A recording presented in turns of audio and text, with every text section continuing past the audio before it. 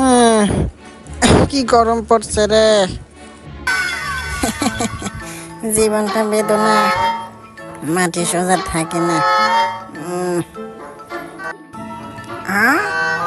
লাতু, আরে কাইসা বন্ধু, সাবাস বন্ধু, তুমি আমার হোটেলে এসেছো বন্ধু।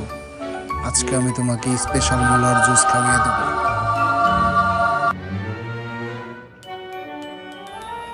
মুরগি চোরা শালা। ঠিক আছে কাইসা ভাই, তুমি বসো, আমি তোমাকে দিচ্ছি। টাইম কম, একটু জলদি দেবে মুরগি চোরা লাতু।